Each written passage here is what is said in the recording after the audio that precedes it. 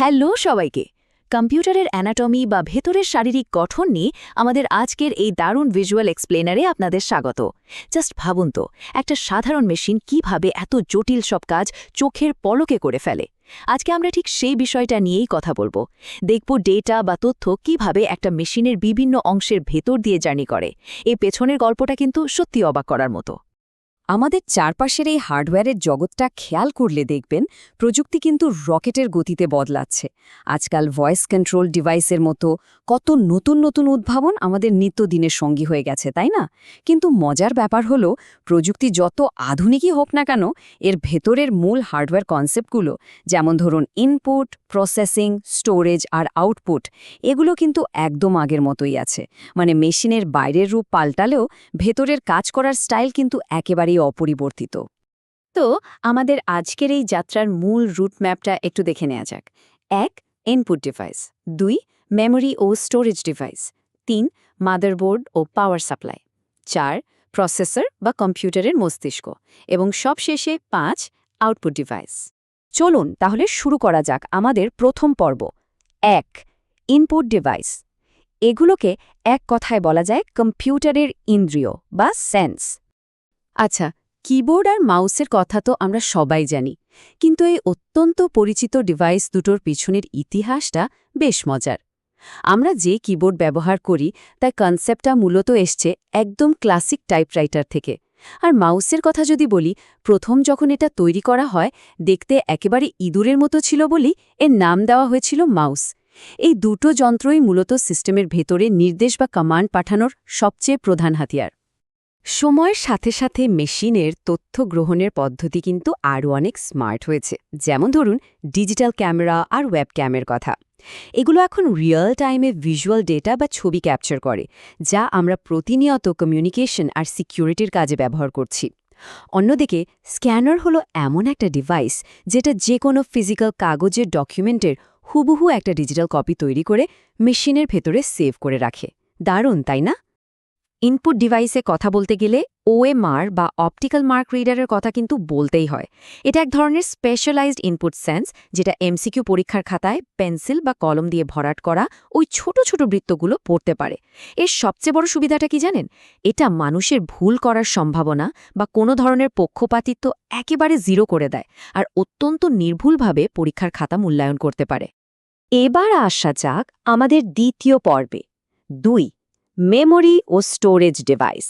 চলুন দেখি কম্পিউটার কিভাবে এই ডেটাগুলো নিজের কাছে ধরে রাখে। র্যাম আর রম নাম দুটো খুব কাছাকাছি হলেও এদের কাজ করার ধরন কিন্তু পুরোপুরি আলাদা। র্যাম বা র্যান্ডম অ্যাক্সেস মেমোরি হলো এক ধরনের টেম্পোরারি মেমোরি। এটা প্রসেসরের কাজের জন্য সাময়িকভাবে ডেটা ধরে রাখে ঠিকই, কিন্তু পাওয়ার অফ হয়ে গেলেই এটা একেবারে ফাঁকা হয়ে যায়। এর ঠিক উল্টো দিকে আছে রম বা রিড অনলি মেমোরি। বিদ্যুৎ না থাকলেও এটা মেশিনের জন্য সবচেয়ে ইম্পর্ট্যান্ট স্টার্টআপ ইনস্ট্রাকশনগুলো একেবারে পার্মানেন্টলি ধরে রাখে। এবার একটু লং টার্ম বা দীর্ঘমেয়াদী স্টোরেজের দিকে তাকাই। আমাদের পুরনো দিনের ট্রেডিশনাল হার্ড ডিস্কগুলোতে মূলত চৌম্বকীয় প্রলেপ দেওয়া কতগুলো ঘুরতে থাকা চাকতি বা প্ল্যাটার থাকে। কিন্তু মডার্ন সলিড স্টেট ড্রাইভ বা এসএসডির ব্যাপারটা একটু আলাদা। এখানে কোনো মুভিং পার্টস বা চলমান অংশ থাকে না। এটা অনেক বেশি ফাস্ট একটা ফ্ল্যাশ মেমোরি ব্যবহার করে তথ্য স্টোর করে রাখে। স্টোরেজ ডিভাইসের সাইজ আর পোর্টেবিলিটির এই বিবর্তনটা দেখলে মাঝে মাঝে সত্যি অবিশ্বাস্য মনে হয়। জানেন কি, একদম শুরুর দিকের হার্ড ড্রাইভগুলো সাইজে প্রায় একটা রেফ্রিজারেটরের সমান বড় ছিল। আর আজকে আমরা খুব সহজে গিগাবাইট বা টেরাবাইটের পর টেরাবাইট ডেটা ছোট্ট একটা পকেট সাইজের পেন ড্রাইভ বা ফ্ল্যাশ ড্রাইভে করে ঘুরে বেড়াচ্ছি। ভাবা যায়? চলে যাচ্ছি ৩ নম্বর পর্বে। ৩. মাদারবোর্ড ও পাওয়ার সাপ্লাই। এগুলোকে আপনি একটা কম্পিউটারের কঙ্কাল এবং স্নায়ুতন্ত্র বলতে পারেন। এই মাদারবোর্ড বা মেইন বোর্ড জিনিসটা আসলে একটা প্রিন্টেড সার্কিট বোর্ড। সহজ কথায় বলতে গেলে এটা কম্পিউটারের একটা সেন্ট্রাল হাব বা মূল কানেকশন পয়েন্ট হিসেবে কাজ করে।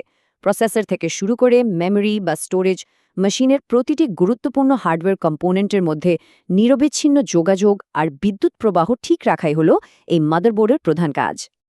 কিন্তু এত বড় একটা কর্মযজ্ঞ চালানোর জন্য সঠিক এনার্জি বা শক্তির যোগানটা কে দেয়? ওয়েল, এখানেই আসে পাওয়ার সাপ্লাই ইউনিটের আসল ভূমিকা। এটা আমাদের দেয়ালের সকেট থেকে আসা এসি বা অল্টারনেটিং কারেন্টকে গ্রহণ করে আর তারপর কম্পিউটারের বিভিন্ন অংশের স্পেসিফিক চাহিদা অনুযায়ী সেটাকে একদম পারফেক্ট মাত্রার স্থিতিশীল ডিসি বা ডিরেক্ট কারেন্টে কনভার্ট করে দেয়। এখন আমরা কথা বলবো ৪ নম্বর পর্ব নিয়ে। ৪. প্রসেসর, যাকে সেন্ট্রাল নার্ভাস সিস্টেমের মূল কোর মানে কম্পিউটারের মস্তিষ্ক বলা যায়। সিপিইউ এর ভেতরের অ্যানাটমি বা গঠনকে আমরা মূলত ৩টা প্রধান অংশে ভাগ করতে পারি। প্রথমটা হল অ্যারিথমেটিক অ্যান্ড লজিক ইউনিট বা গাণিতিক ও যুক্তি ইউনিট, যার কাজ হল সব ধরনের হিসাব নিকাশ করা। দ্বিতীয়টা হল কন্ট্রোল ইউনিট, যেটা মূলত বস হিসেবে সমস্ত কাজ আর নির্দেশনার সমন্বয় করে। আর তৃতীয়টা হল রেজিস্টার মেমোরি, যা অতি দ্রুত গতিতে ডেটা আদান-প্রদানের জন্য ছোট্ট কিন্তু প্রচণ্ড পাওয়ারফুল একটা মেমোরি। একটা মডার্ন প্রসেসরের ক্যাপাসিটি আসলে কতটা বিশাল হতে পারে সেই ডেটাটা শুনলে আপনি রীতিমতো চমকে যাবেন। ১৯৭১ সালে তৈরি প্রথম দিকের ইন্টেল ৪৪০০ প্রসেসরে ট্রানজিস্টর ছিল মাত্র ২৩০০টি, আর আজকের দিনের একটা সাধারণ কোর i7 প্রসেসরে ট্রানজিস্টর থাকে কত জানেন? প্রায় ২২৭ কোটি। It's just mind blowing. এত জটিলতার আর বিশাল ক্ষমতা থাকার পরও একটা খুব ইন্টারেস্টিং ব্যাপার মনে রাখা দরকার। প্রসেসর কিন্তু আমাদের মতো মানুষের ভাষা একেবারেই বোঝে না। এটা শুধু মেশিন ল্যাঙ্গুয়েজ বা মেশিনের ভাষাই বোঝে। ওর কাছে 0 বা 0 মানে হল 0 থেকে 2 ভোল্ট বিদ্যুৎ, আর 1 মানে হল 3 থেকে 5 ভোল্ট বিদ্যুৎ। ব্যাস এটুকুই। আর ঠিক এ কারণেই আমাদের মানুষের ভাষাকে মেশিনের বোধগম্য করার জন্য অনুবাদক বা ট্রান্সলেটর প্রোগ্রামের দরকার হয়। অবশেষে আমরা এসে পৌঁছেছি আমাদের শেষ পর্বে 5. Output device. চলুন দেখি কম্পিউটার কিভাবে তার প্রসেস করা তথ্যগুলো ভয়েস এবং এক্সপ্রেশনের মাধ্যমে আমাদের সামনে তুলে ধরে। আউটপুটের জন্য মাদারবোর্ডের সাধারণত কিছু স্পেশাল কার্ড লাগানো থাকে, যেমন ধরুন সাউন্ড কার্ড। এটা ডিজিটাল ডেটাকে অডিও সিগন্যালে কনভার্ট করে দেয়, যার ফলে আমরা দারুণ সব শব্দ শুনতে পারি। অন্যদিকে গ্রাফিক্স কার্ড ভিজুয়াল ডেটাকে রেন্ডার করে আমাদের মনিটরের স্ক্রিনে চমৎকার সব ছবি, গেমস এবং 3D পরিবেশ ফুটিয়ে তোলে। একসময় সেই বিশাল আকৃতির ভারী সিআরটি মনিটরের কথা মনে আছে? সেগুলোর জায়গা এখন পুরোপুরি দখল করে নিয়েছে স্লিম এবং পাতলা এলসিডি আর এলইডি স্ক্রিনগুলো। তবে এখানে একটা দারুণ ব্যাপার হলো, আজকালকার মডার্ন টাচ স্ক্রিনগুলো কিন্তু ইউনিকভাবে একই সাথে ইনপুট এবং আউটপুট উভয় ডিভাইস হিসেবে চমৎকার কাজ করছে। প্রিন্টারের কাজটা হলো ডিজিটাল ইনফরমেশনকে একটা ফিজিক্যাল বা বাস্তব রূপ দেয়া। পুরনো দিনের ডট ম্যাট্রিক্স প্রিন্টারগুলো বেশ শব্দ করত আর স্পিডও বেশ স্লো ছিল, কিন্তু সে তুলনায় আজকের ইঙ্কজেট প্রিন্টার অনেক বেশি নিখুঁত, আর লেজার প্রিন্টারগুলো তো অত্যন্ত হাই কোয়ালিটির প্রিন্টিংয়ের কাজ চোখের পলকে করে ফেলতে পারে। স্পিকারের কাজ খুব সিম্পল। এটা ইলেকট্রিক সিগন্যালকে সাউন্ড ওয়েভ বা শব্দ তরঙ্গে বদলে দেয়, যা আমাদের কানে এসে পৌঁছায়।